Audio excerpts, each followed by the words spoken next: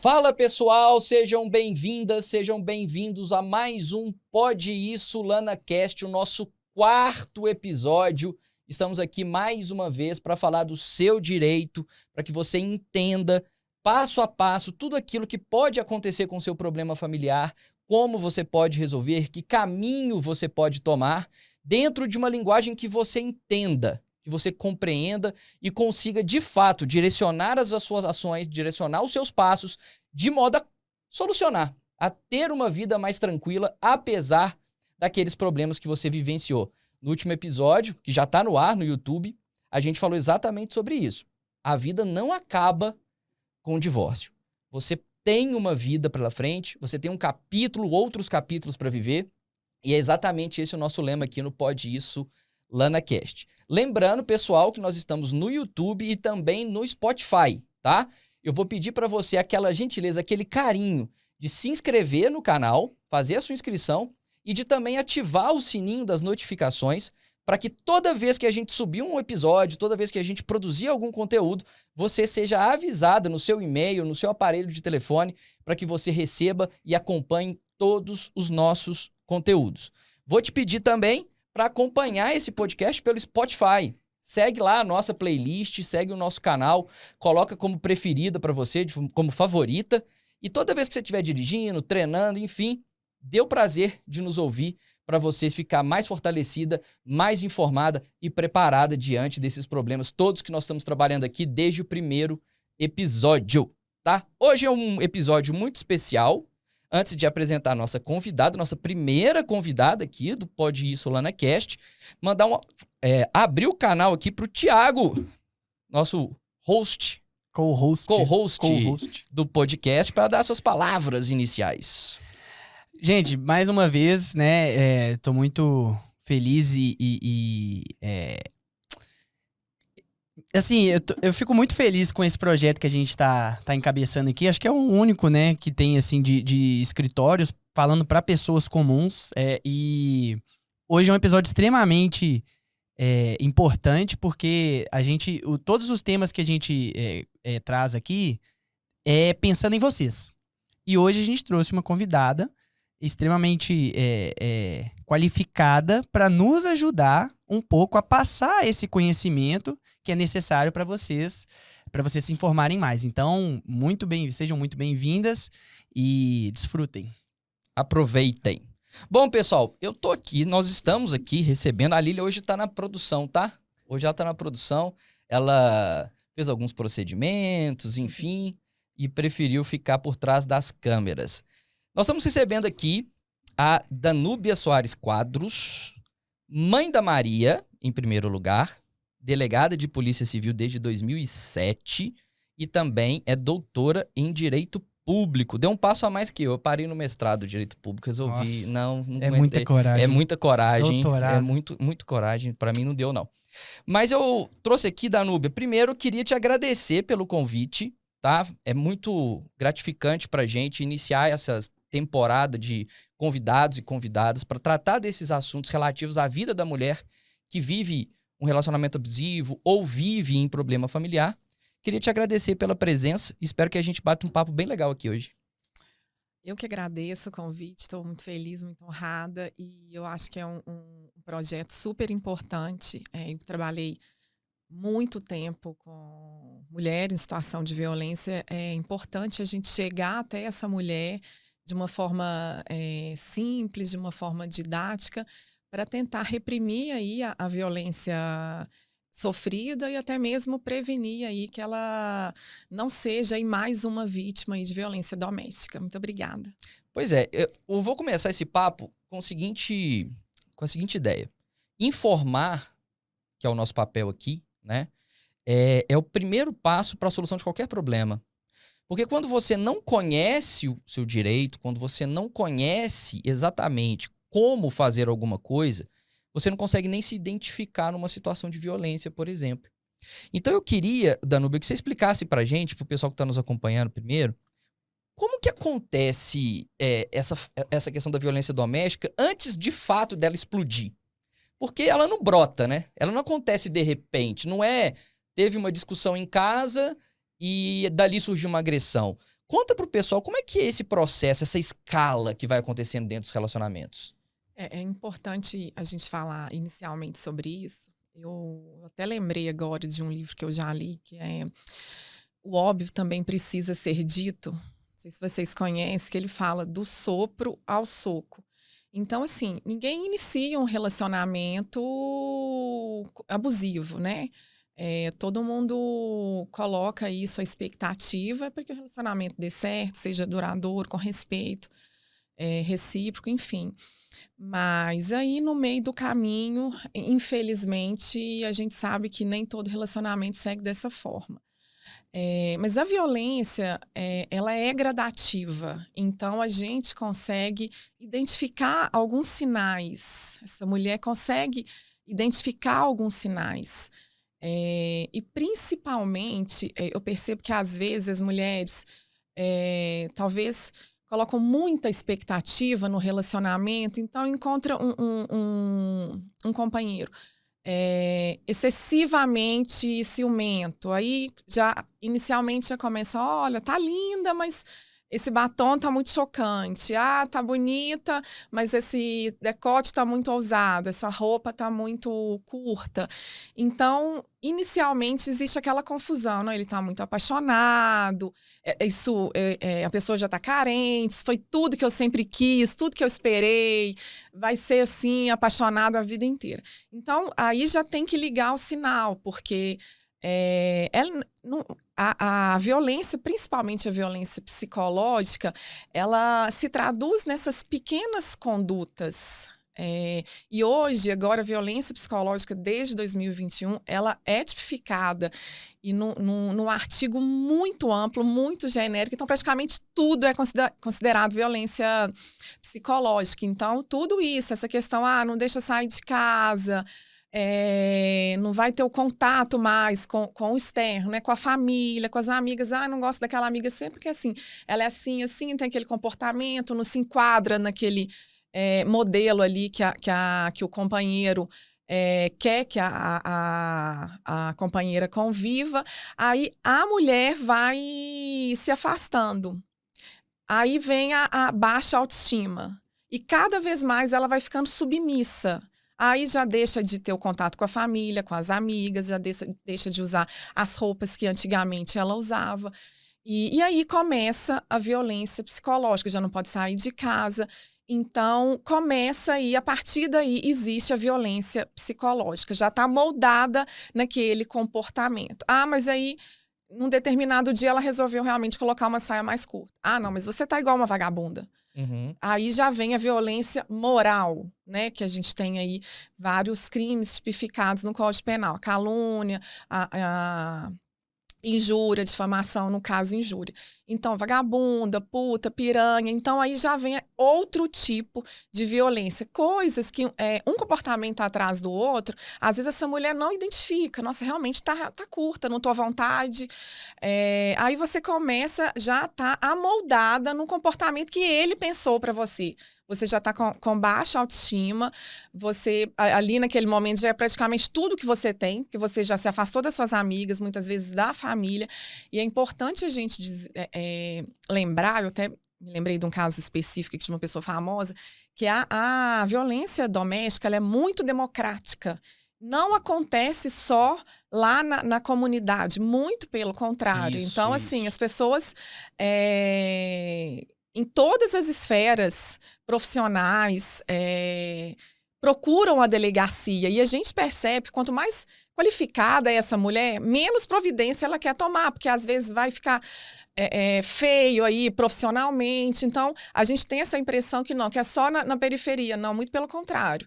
Procura a gente, quer orientação, mas às vezes dá um passo atrás. Não, pede a medida e às vezes desiste, porque, nossa, isso vai afetar a questão do meu trabalho, até a minha imagem, que talvez é uma preocupação que a mulher, talvez, que mora na comunidade, não tem essa preocupação. Então, todas as mulheres podem ser vítimas de violência doméstica, assim, foi o que eu disse, ela é muito democrática.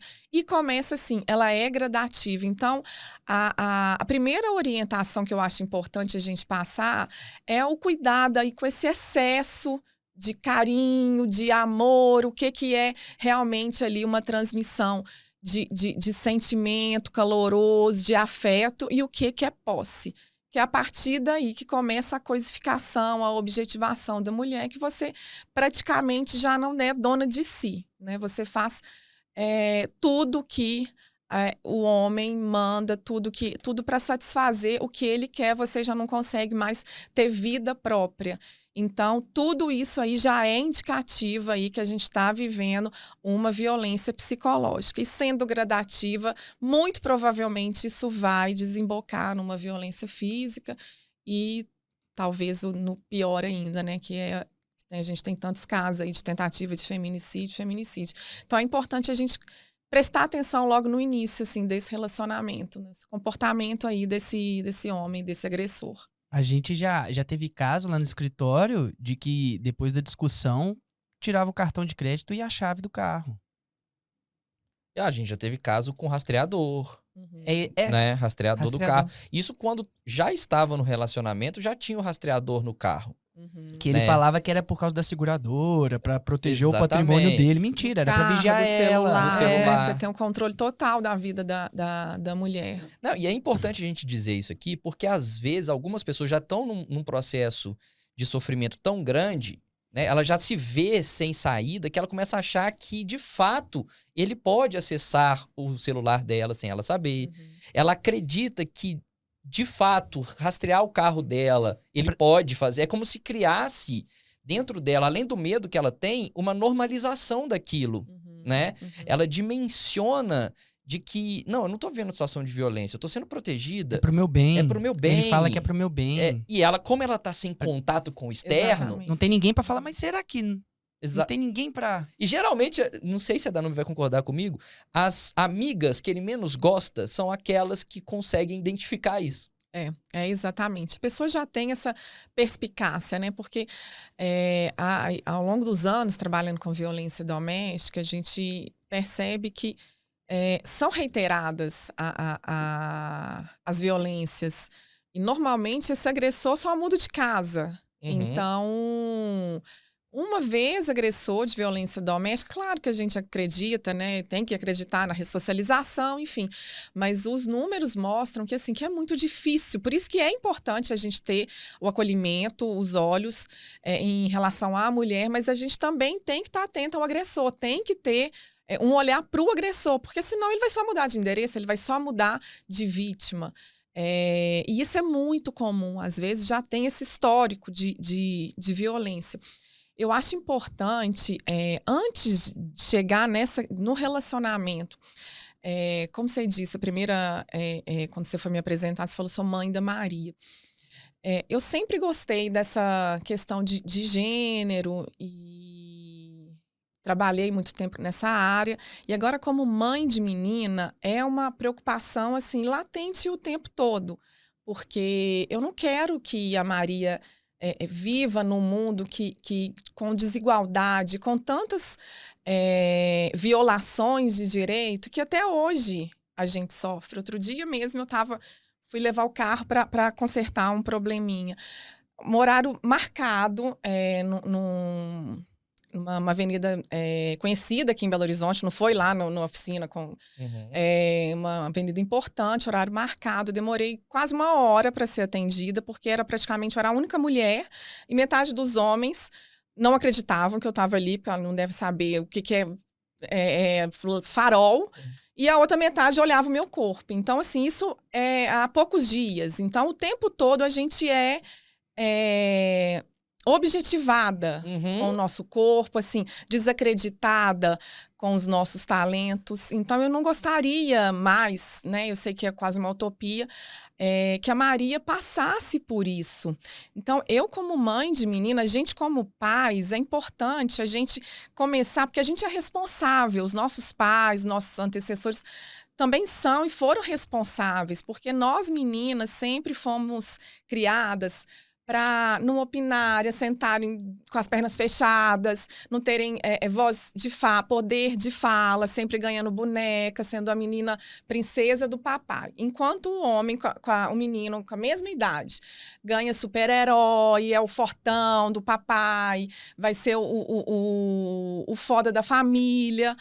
Aí cresce, na adolescência, 11, 12, 13 anos. A menina já começa a se retrair porque começa a desenvolver o corpo, aí fica menstruada, aí começa a crescer o peito, crescer pelos, já começa a ficar estranho. Nossa, tá sangrando, o que é isso? O que tá acontecendo com o meu corpo? Enquanto isso, o mesmo menino seguindo a vida, aí vai o pai, o avô já vai levar pro puteiro, aí já vai conhecer o prazer da vida e a menina cada dia mais enrustida. E ela já foi criada que o sonho da vida é casar, ter filhos, ser feliz para sempre. E essa informação não é passada para esse menino. Só que essas duas pessoas, daqui a um tempo, elas vão se encontrar.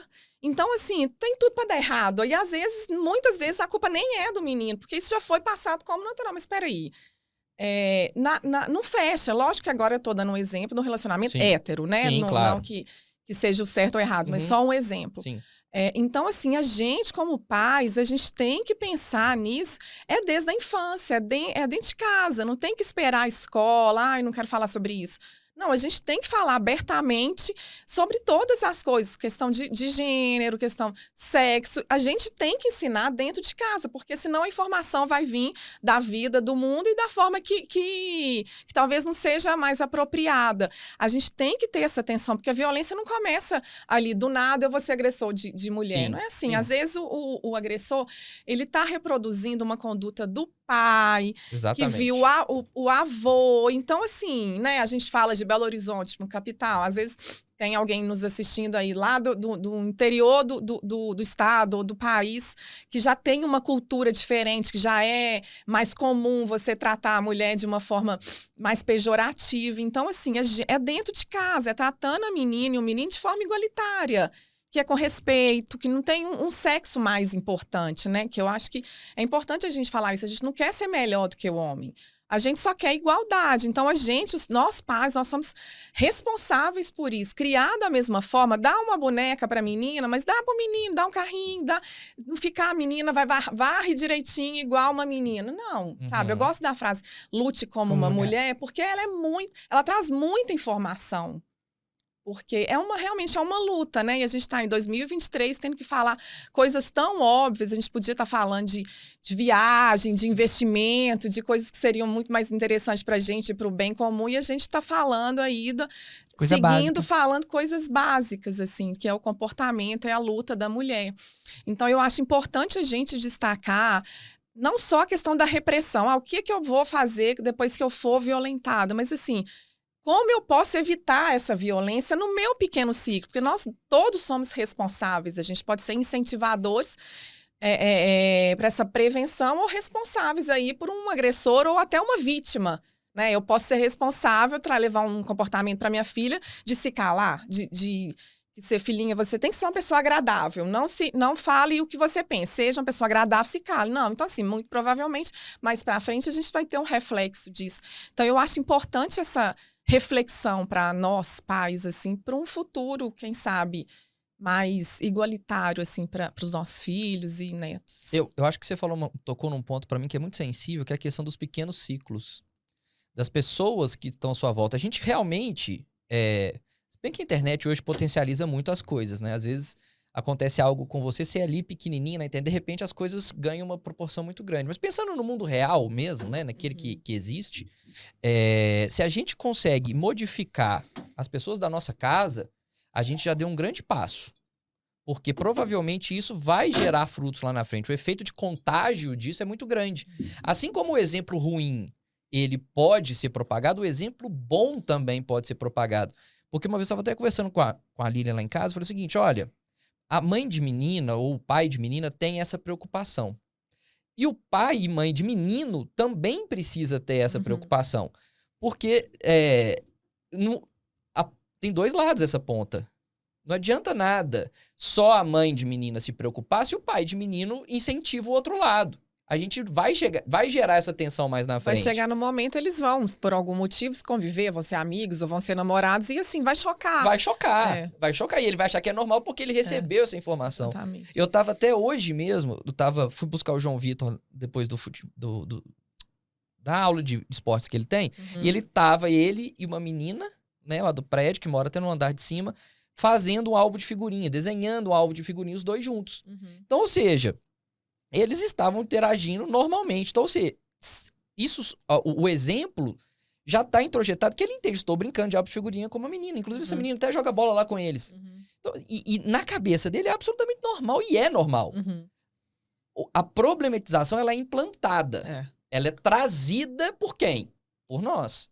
Que acabamos recebendo essa bagagem lá de trás. Agora, a gente precisa romper. Por isso que é um problema cultural, É né? cultural. As crianças não nascem assim. Então, Não. elas aprendem que esse é o normal. E é tão difícil quebrar paradigma, assim. Porque às vezes a gente é taxada. Lá vem ela com a questão de igualdade. Lá vem ela com poliamor. Outro dia me falou, lá vem ela com essa conversa de poliamor. Mas assim, não é só uma conversa. Outro dia eu estava ouvindo assistindo uma entrevista onde uma das entrevistadas, negra, falou: eu sempre quis ser Paquita, da Xuxa. Só que não tinha nenhuma na época, A né? Lília também queria. A Lília, A Lília loura do olho azul. Ela queria também. Ela dispensou, foi convidada, mas dispensou.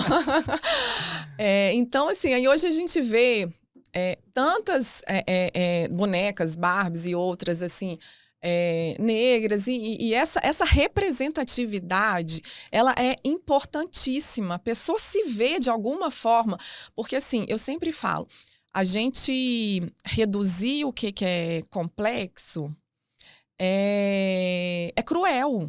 A gente não conhecer a dor do outro, a gente não ter essa empatia, que é um termo tão falado, mas as pessoas falam, que acham uma expressão bonita, mas não colocam isso em prática. A gente não conhecer a dor do outro, a gente tem que tentar, ao menos, se colocar no lugar. E essa representatividade, ela é importante. A pessoa se vê, de alguma forma, ali representada, que seja numa boneca, vai fazer toda a diferença. Quando você vai falar sobre isso, na hora da gente, nas políticas públicas, nas campanhas, na aceitação do tema, é muito mais favorável para a gente, né, enquanto profissionais jurídicos e dessa área. É importante essa representatividade, e a gente está o tempo todo falando sobre isso, porque é cansativo e às vezes a gente fala o óbvio, mas o óbvio tem que ser o tempo todo dito. Porque Ele tem que ser reafirmado. Porque às vezes é óbvio pra gente. Eu falo isso demais. As pessoas, às vezes o advogado tem uma arrogância do saber, e eu faço aqui meia culpa disso, porque durante muito tempo eu também era assim, de achar que, eu sei e você não sabe. Ou, isso é muito simples. Não, cara, é muito simples pra você, que foi beneficiado pela vida, conseguiu estudar, assimilar, enfim. E ainda assim, pessoas que às vezes têm a mesma condição que você também não sabem. E não são obrigadas a saber. Por isso que a gente tá aqui, senão a gente nem estaria aqui. Se todo mundo soubesse de tudo. Agora, um ponto que é interessante, Danilo, que eu queria que você tocasse, porque eu sinto muito essa questão lá dentro do escritório. Da pessoa achar que a polícia vai resolver todos os problemas dela, né? Então ela foi agredida, ou vai pedir uma medida protetiva, enfim. E ela acha que ela vai chegar na delegacia com o cara preso, ou com a medida protetiva na mão, já protegida automaticamente, como se fosse a delegada ou o delegado que tivesse responsável, capaz de fazer isso. Eu acho muito legal a gente mostrar para a nossa audiência, para as nossas seguidoras, que não é assim, né? Existe uma função. Você pode ir até um determinado ponto, né? Uma delegada, ela pode ir até um determinado ponto, assim como o advogado pode ir até determinado ponto. Nós não somos juízes. A gente não tem o poder de jurisdição, de dizer o direito. A gente auxilia a lei, o direito. Então, conta pra gente qual que é o papel da polícia nesse controle de repressão à violência. É importante a gente falar sobre isso, porque eminentemente o papel da Polícia Civil é um papel repressivo. Ou seja, o crime aconteceu e a gente vai apurá-lo, ver quem que cometeu, em quais circunstâncias, e lá na frente fazer um indiciamento ou fazer um pedido de prisão, dependendo do caso. Na delegacia de mulheres, claro, né, que pela especialidade, a gente tem outras possibilidades, por exemplo, que é trazida, por exemplo, pela Lei Maria da Penha, que é a medida protetiva de urgência. Mas a mulher em situação de violência, ela procura a delegacia de mulheres, que aqui em Belo Horizonte funciona 24 horas por dia, de segunda a domingo. Então, qualquer momento que a mulher se sentir violentada, ela pode procurar a delegacia de mulheres em Belo Horizonte.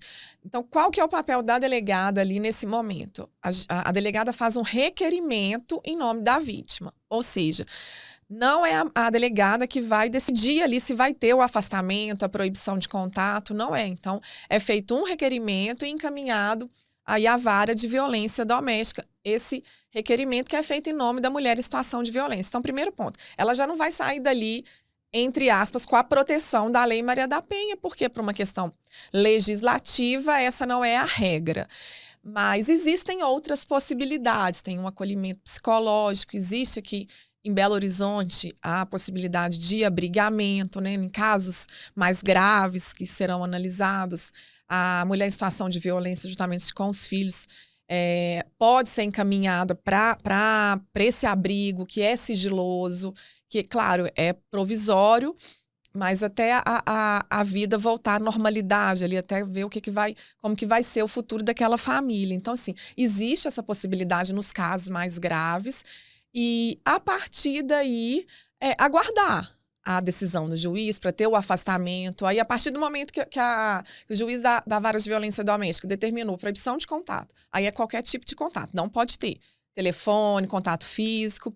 Tendo esse contato, o agressor ligou para a mulher, aí já é o crime de descumprimento de medida protetiva, que não cabe nem fiança na delegacia. Então, teve o contato, já liga para a polícia militar, já procura a delegacia, que aí pode ser até feito o flagrante desse agressor e não cabe nem fiança. Então, é mais uma possibilidade no caso de violência doméstica, mas desde que já haja o deferimento da medida. Então, assim, a gente, por mais boa vontade que a polícia tenha, que a rede de enfrentamento como um todo, a gente tem uma rede forte que em várias sociedade civil e vários órgãos envolvidos, cada um atua na sua área, né? Os advogados têm sua área, o pessoal da justiça, acolhimento, a sociedade civil, que é importante também, os grupos. Então, cada um na sua área. Eu sei que, às vezes, a mulher em situação de violência procura a delegacia e assim, mas quem está ouvindo, às vezes, já está numa situação de violência, mas é tão difícil, e a gente entende que é muito difícil. Sair do ciclo de violência é muito difícil. Não é assim, o meu namorado me xingou, eu vou ali na delegacia. Não, já é algo reiterado, já ocorreram várias formas de violência e a mulher muitas vezes acha que a culpa é dela, acha que deu algum motivo para isso. Então, assim, até chegar a procurar a delegacia é um conflito. Então, por isso que você leva aquela expectativa. Nossa, ali eu preciso resolver, porque depois de um ano que eu consegui ter coragem para denunciar, aí às vezes chega lá, não, mas tem que esperar a justiça decidir. Aí, às vezes é um banho de água fria, não era isso que esperava. Mas, enfim, é a questão legislativa, né? Quem sabe mais para frente haja uma alteração aí para que possa ser determinada a medida protetiva na delegacia. Já houve essa tentativa, não foi aprovado o projeto, mas enfim. É importante saber que a gente tem as nossas restrições, mas o que é bom lembrar? Tem que procurar a delegacia. Exatamente. Com o que é possível fazer, vai ser feito. Por quê? Se não procurar, às vezes, amanhã, daqui a um tempo, pode ser tarde demais, porque é gradativa, a violência é gradativa. Então, assim, a mulher tem que ter coragem para procurar, para pedir ajuda, porque, às vezes, mais para frente já pode ser tarde demais. Teve um caso essa semana passada, a gente estava no evento, que foi exatamente isso. Ela viveu ela chegou a reconhecer a união estável com o sujeito, e foi gradativo. Começou na pandemia, aí eu perguntei se já tinha tido agressão física, falou, não, mas teve um dia que ele jogou um álcool em gel em mim e amassou a geladeira. Então, assim, isso já não é normal. Não, exato, mas começou, eu tenho certeza que começou com o que a doutora estava falando aqui, de essa roupa tá Porque começou assim, até que escalou num ponto de tacar uma coisa na pessoa.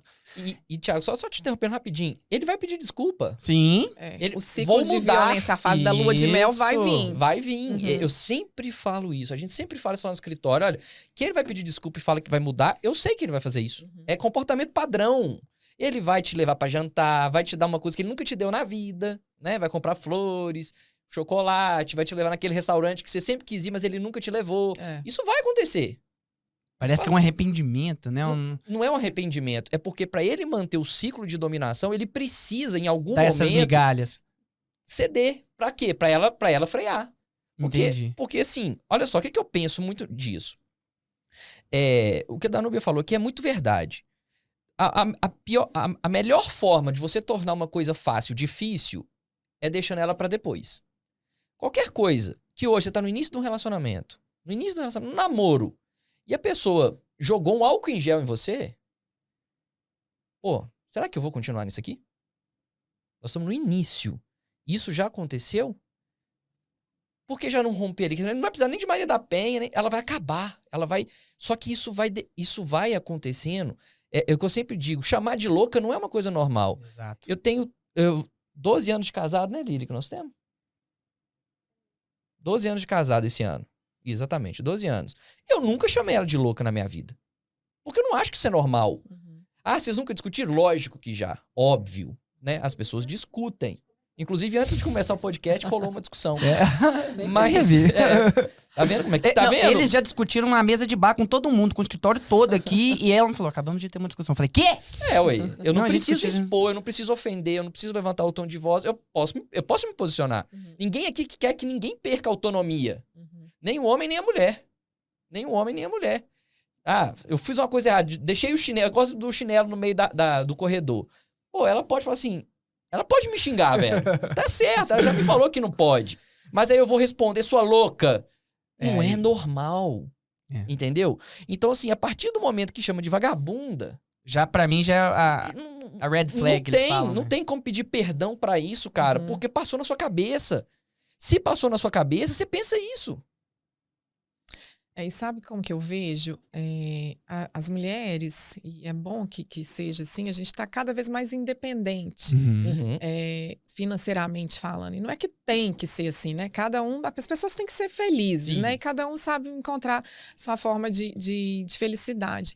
Mas essa independência financeira, ela acaba trazendo esse ponto positivo, assim, para a maior autonomia da mulher. Então, a gente está alcançando cada vez mais postos que antigamente jamais podiam ser vistos como liderados por mulheres.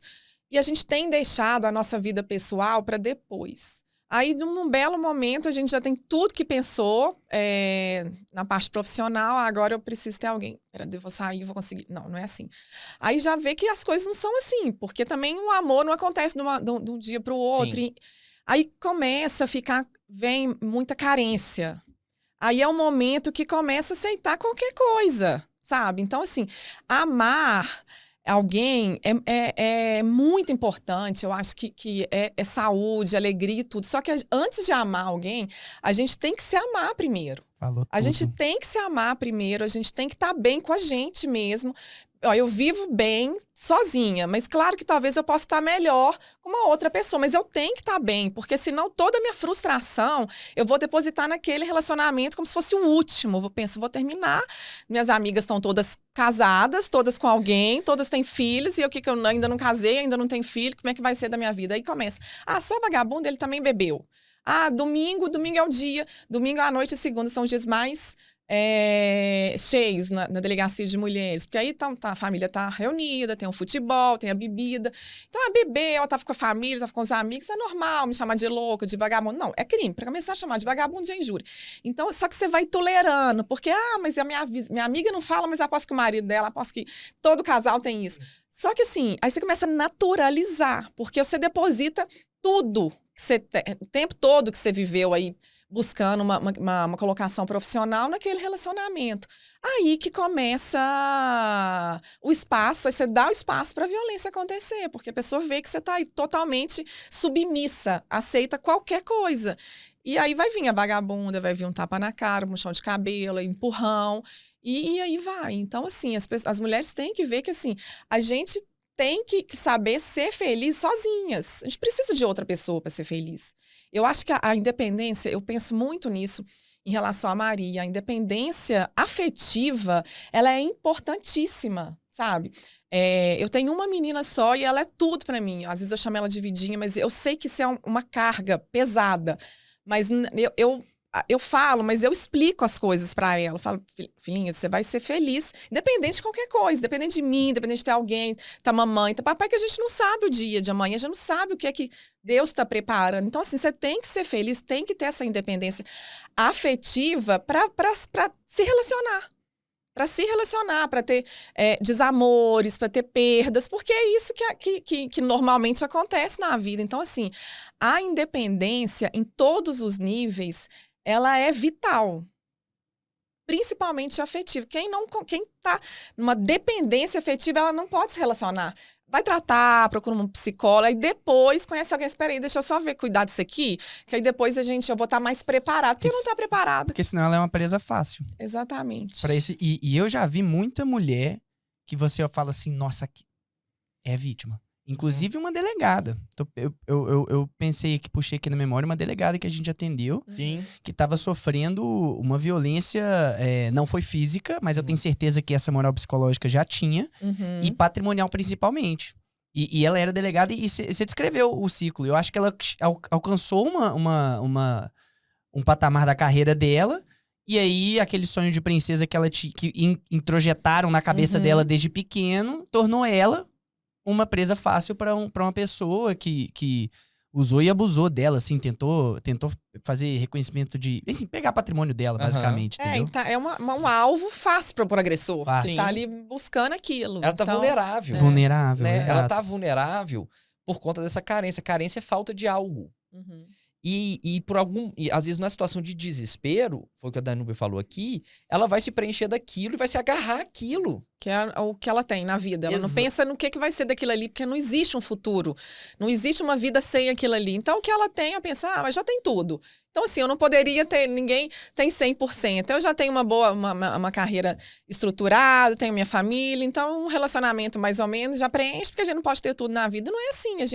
Não é questão de ter tudo. A gente tem que ter dignidade, né? Pensa em construir uma família com uma pessoa. Assim, o que você vai passar para os seus filhos? Seja homem ou seja mulher. Você vai praticamente criar um agressor ou criar uma vítima de violência doméstica. Então, assim, a gente é corresponsável nisso tudo. E eu acho que vem tudo de uma elevação de uma expectativa. Uma vez que a gente até falou no último episódio, que foi pro ar hoje, né? Eu falei o seguinte, olha, fiz um post que foi muito polêmico. Eu falei que casamento nasceu pra dar errado. E aí, pedrada. Mas para pensar em tudo que a gente tá falando aqui, desse contexto agora mais amplo, não vamos pensar só no casal, não. Todo o contexto em que uma mulher, ela é ensinada nesse meio a ser submissa, a ceder, a agradar, né? Que só assim ela vai ser amada. E do outro lado, não tem preocupação nenhuma de dar um exemplo pro homem e, na verdade, dar um contra-exemplo.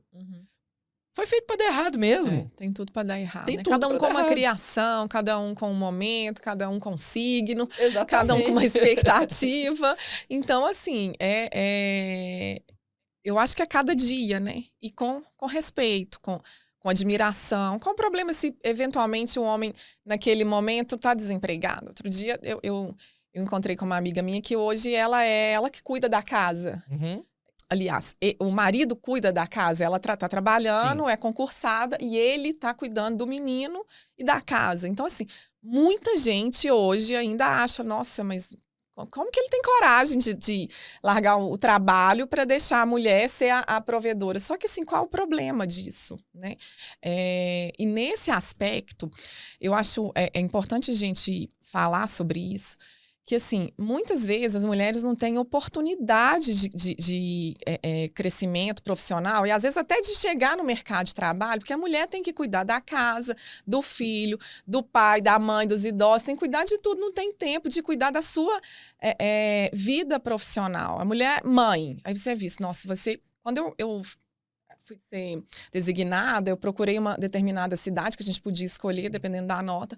Aí eu lembro que o delegado regional dessa cidade falou, não, eu prefiro homem, porque você vai engravidar, você vai casar, isso foi em 2007. Aí eu falei, nossa, eu que não vou querer trabalhar com um chefe desse, já é chefe. Eu vou estar no estágio probatório, eu não vou querer, porque pensamento que é esse? Porque parece que pra gente gerar uma vida, isso devia ser uma coisa de graça, uma coisa linda, né? Não, é mal visto. Por isso que a gente tem que receber menos, tem que entrar numa fila muito mais concorrida, muito mais difícil para galgar. E não é assim. Porque se o homem não ajudar em casa, porque ele não está ajudando a mulher, não está fazendo favor para a mulher, a única coisa que o homem não pode fazer é amamentar. Sim. E muitas vezes, por exemplo, eu não amamentei, então lá em casa tudo que eu podia fazer, o meu esposo podia trocar neném, dar banho, podia dormir, dar mamada, tudo. Então assim, não, a mãe que dá banho, a mãe que troca fralda, a mãe que... A única coisa que, eventualmente, se a mulher tiver e quiser fazer, quiser também, se for bom para ela e bom para a criança, é amamentar. Então, assim, agora fica tudo a cargo da mulher que realmente não consegue, porque a mulher tem que ser uma mãe perfeita e ser a melhor no trabalho, tem que estar o tempo todo mostrando que sabe fazer tudo, porque a gente é o tempo todo questionado. Então, se os homens perceberem isso, não, essa é minha obrigação, não estou fazendo favor. E assim, isso é para criança também, que delícia conviver com meu pai. Sim. Não pode ser, não é bom ser só com a mãe. Que delícia conviver com os dois, que delícia esse menino, por exemplo. A mãe vai trabalhar, ele convive com o pai, uma oportunidade que talvez nenhum coleguinha tenha, nem vê o pai, que o pai chega em casa, continua trabalhando, aí final de semana vai pro futebol, vai para isso, vai para aquilo, e nem vê o menino, vai lá, tira uma fotinha, já tá pronto, e paga tudo. Mas a presença quando que o que paga, não é paga, né? Quando paga, né? Paga aí R$300 que não dá para comprar 3 pacotes de fralda. Mas essa visão, ela é importante, que eu acho que isso tudo fortalece essa igualdade. E isso todo mundo só tem a ganhar. As mulheres, os homens, os filhos, a sociedade, o mercado de trabalho.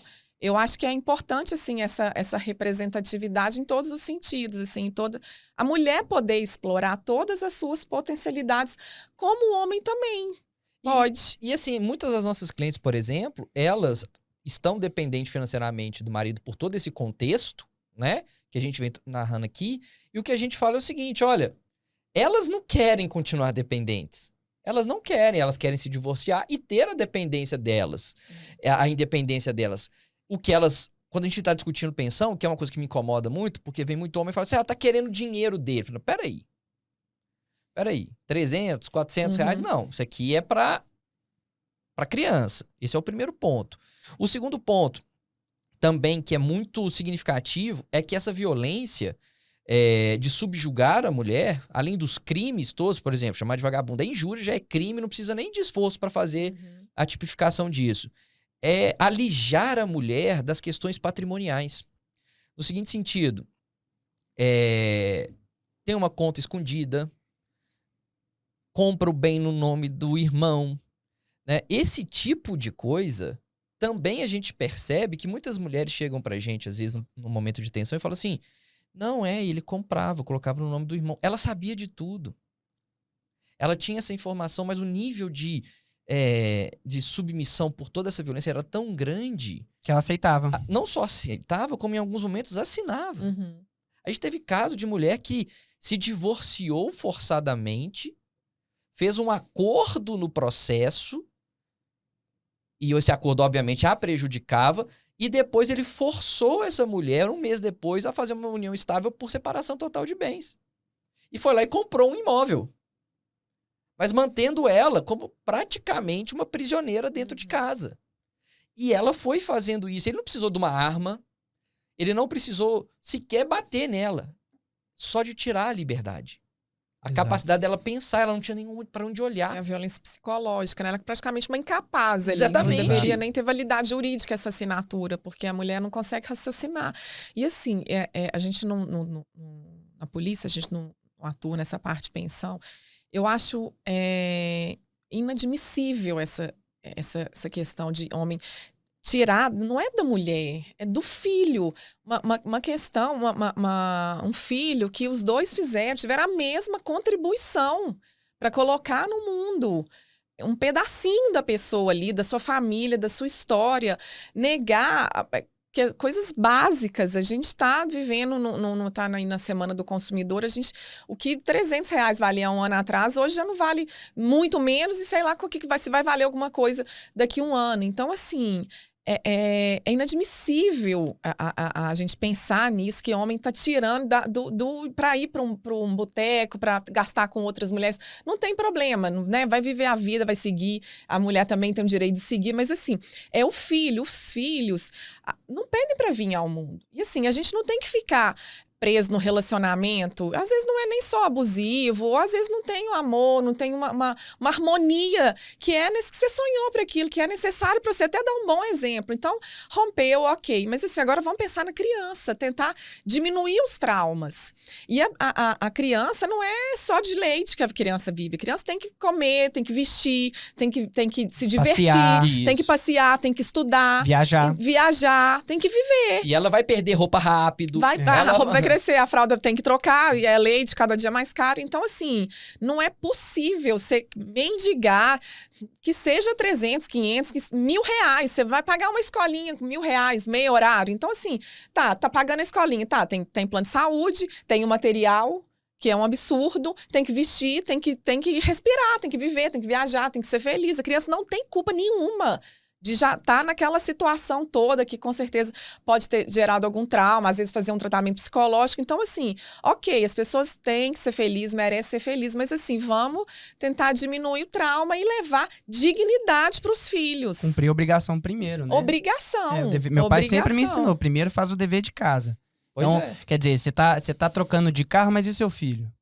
Porque tem muito cara que é muito egoísta nesse ponto, e eu acho que passa um pouco por essa objetificação da mulher, né? Que é só procriadora, e aí deu os filhos pra ele lá, que pega, bate foto no Instagram, mas não sabe nem o nome da professora do filho. A maioria não sabe. Não sabe. Eu adoro perguntar isso em audiência. Adoro perguntar qual que é o nome da professora do seu filho. E ainda fica ameaçando, não tá aguentando, me dá, que eu pego a guarda. Pega por coisa nenhuma. E às vezes a mulher se vê num outro relacionamento que é direito dela, aí ela ficou errada e o menino não tem mais direito à pensão. A quantidade... O que tem a ver uma coisa com a outra? A quantidade de filho cliente, é seu. Quantidade de cliente que me pergunta, Thiago, eu posso assumir um relacionamento publicamente ou isso vai me prejudicar no processo? Era uma coisa para nem ser perguntada, mas Exato. o óbvio precisa ser dito. Exato. O óbvio precisa ser dito. Então pode. Não só pode, como deve. Eu falei que saudável. bom. Não, eu fico feliz que eu falo assim, porque a gente cuida da parte jurídica.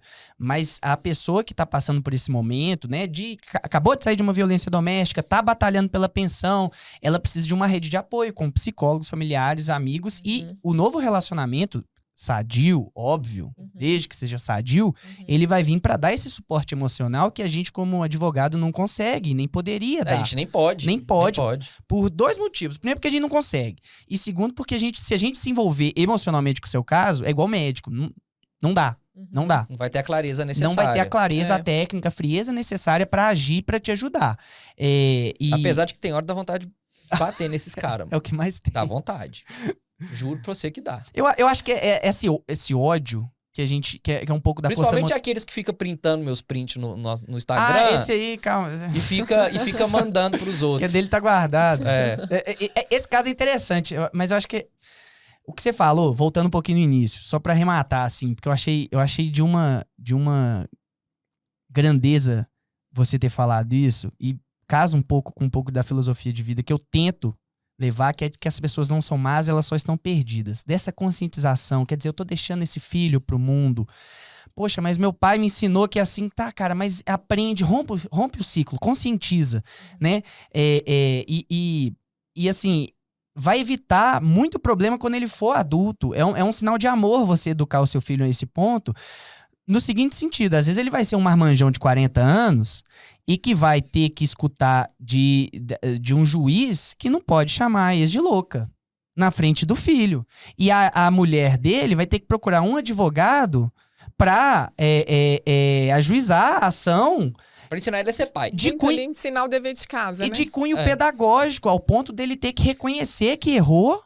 E você viu que mesmo assim a pessoa às vezes até ela não dá o braço muito a torcer, ela insiste no erro. Então assim, esse acordo que a gente fez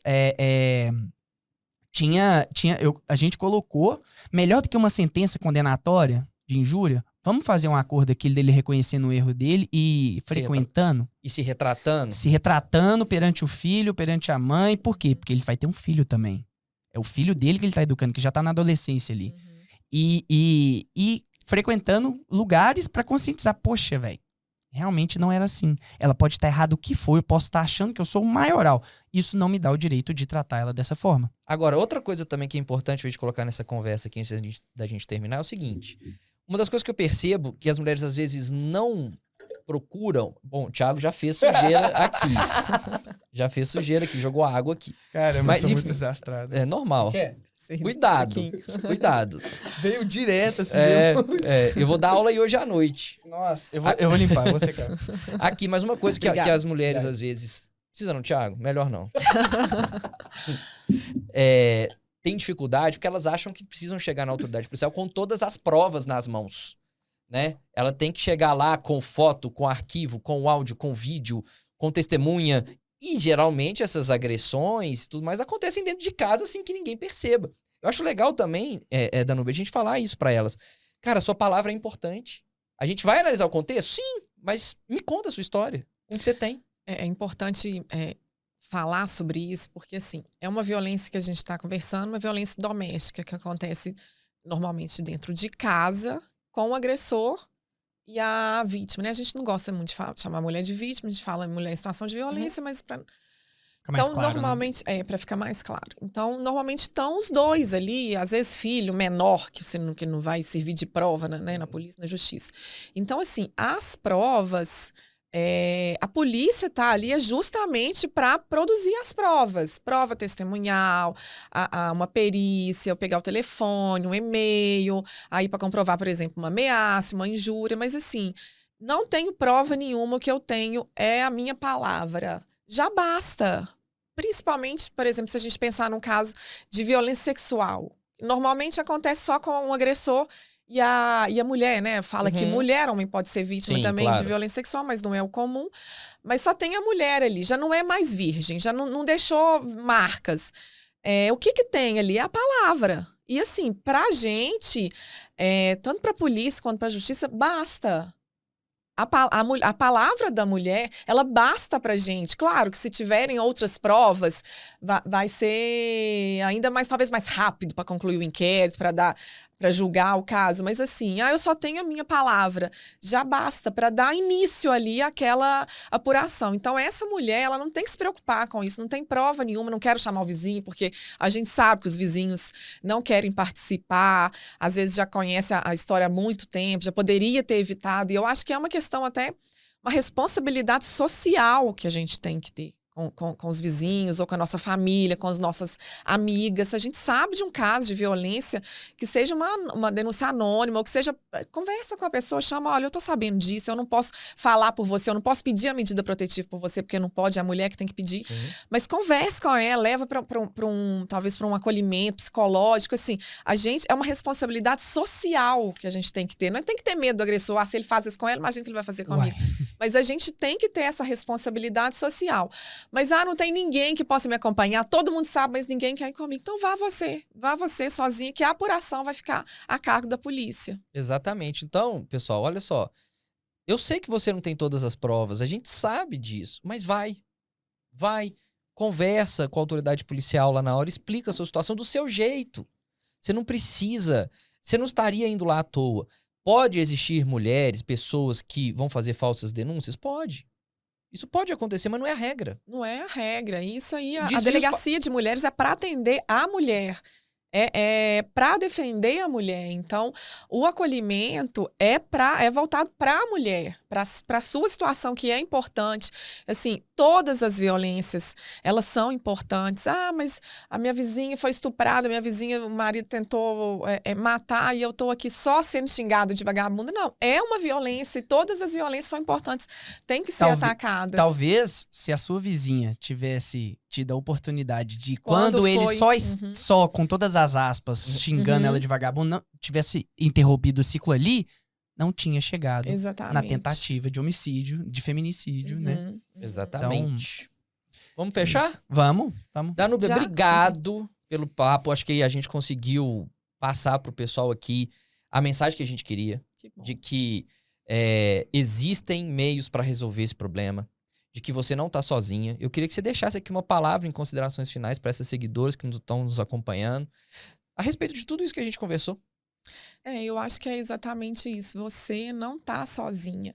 E não só, eu não falo só como delegada, né? Hoje eu já nem sou mais delegada que atua na violência doméstica, mas a questão da sororidade, ela tem que existir. Então, você que sabe que uma amiga está vivendo uma situação de violência, alguma parente, enfim, ajude, encoraje essa mulher a denunciar, porque daqui a pouco pode ser você. Então, assim, você não está sozinha, você tem todo o aparato legal e todas as possibilidades, que seja na justiça, que seja na polícia, e para defender uma pauta que está em alta e que não vai sair nem tão cedo.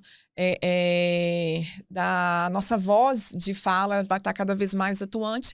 E para o homem, eu não sei o que é violência psicológica, eles falam tanta coisa, já fiquei confuso, não vou poder fazer nada. Na dúvida, mantenha o respeito.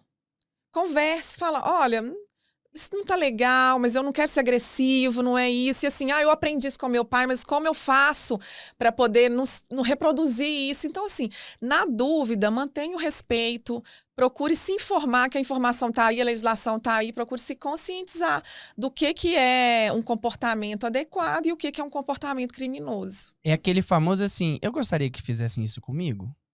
Pronto. Eu gostaria que fizessem isso com a minha filha, com a minha mãe, né? Uhum. Eu acho que é muito simples. Agora, eu entendo também, antes até de encerrar, mas que veio aqui na minha cabeça, eu entendo também que muita gente foi criada de uma maneira e não viu outro mundo. E assim, não deixa de ser violento, não deixa de ser responsável criminalmente pelos seus atos, mas existe um aspecto sociológico aqui que a gente não pode ignorar jamais. Principalmente a gente que é do direito, de ciência social, a gente sabe.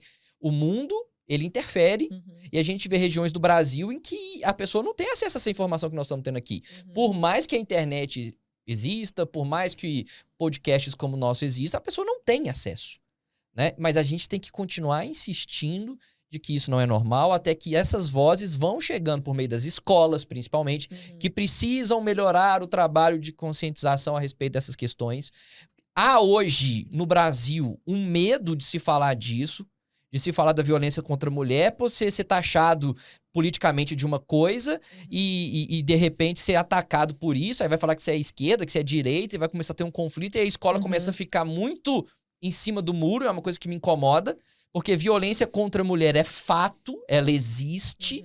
A Lei Maria da Penha existe, ela veio porque ela precisava corrigir uma situação de desigualdade, e ela já não tá aqui entre nós há pouco tempo, né? A polêmica lá no início, eu lembro, eu tava na faculdade e tudo mais, né? Agosto de 2006. Isso, agosto de 17 anos, que o pessoal falava que era inconstitucional, né? Aquela conversa toda. Não é. Homem não apanha dentro de casa. Homem não é ofendido dentro de casa. Mas eu sou. Mas você, velho. Não, o contexto não é esse. A regra, né? A regra não é essa, se for, pode procurar uma delegacia da área para tomar providência, se for o caso também, não tem problema. Exatamente. Então, assim, nós precisamos parar com isso, porque ninguém gosta, nenhuma mulher, mas ninguém gosta de apanhar e de ser ofendido. Não existe. Por isso que não é normal. Por isso que se você for chamada de vagabundo, isso é um crime. Você pode responsabilizar a pessoa que te chama disso. Seja ela homem, mulher, qualquer pessoa. Isso se eu xingar o Thiago aqui de alguma coisa e ele se sentir ofendido, ele pode tomar as medidas, assim como você também pode tomar. Nosso papel aqui é mostrar isso pra vocês. Beleza? Beleza. Podemos ir? Podemos. Pessoal, obrigado mais uma vez por terem acompanhado o 4º episódio do nosso Pode Isso, LanaCast. Você chegou até o final. Você tá aqui, ó, 1 hora de programa, você tá aqui até agora. É lógico que você gostou. Se você gostou, então você vai se inscrever no canal. Vai dar um likezinho. Eu esqueci de pedir o like no início, mas que no início a pessoa não viu ainda, né? Mas agora você viu. Então você dá o like e também ativa as notificações para que você seja avisado. Porque quando esse podcast subir, você vai ser a primeira pessoa que vai ficar sabendo disso. Aproveita, também vai lá no nosso Spotify. Segue a nossa lista lá como favorita. Coloca lá o coraçãozinho também. É um like lá. Que você também vai acompanhar os nossos podcasts. Também nos siga, tá aqui na descrição do canal, as nossas redes sociais, tá bom? Um abraço pra vocês, fiquem com Deus e até o 5º episódio. Tchau!